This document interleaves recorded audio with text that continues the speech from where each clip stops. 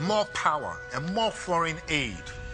And it is on the back of this hippo generation which the United Nations, the World Bank, and the IMF have been trying to hitch a ride with this same old aid-driven boondoggle.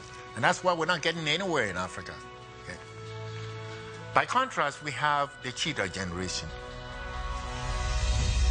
They're not going to sit there and wait for governments to come and do things for them. As a matter of fact, they're not going to sit there and beg for foreign aid because they can see that every social need in Africa is a business opportunity. The cheetah generation is entrepreneurial.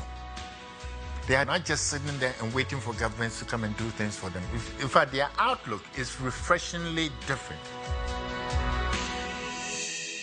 Asia has its tigers, Africa will have its cheetahs.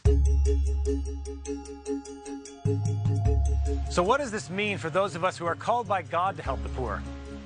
Now, love demands that we act, but it also demands that we act humbly and wisely and pay attention to the consequences of our actions. The call isn't to do nothing, but nor is it to just do something. We have to connect our desire to help to things that actually work.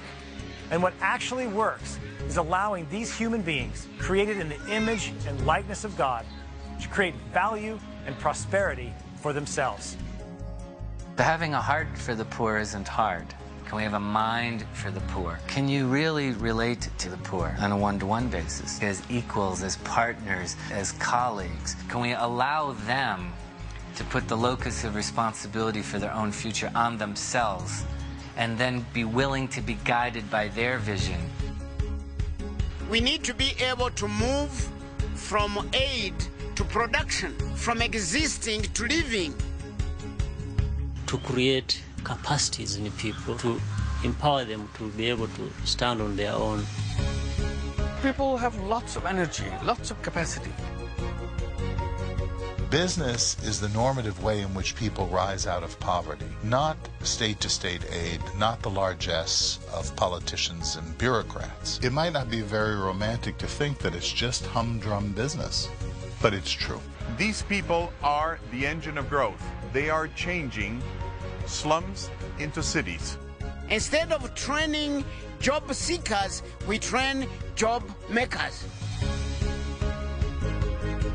A sense of independence, a sense of human dignity, confidence, knowledge, empowerment, opportunity, character, responsibility, hard work, vision, self-esteem, the new moral purpose, abundance of life. Economies can grow. Anything is possible.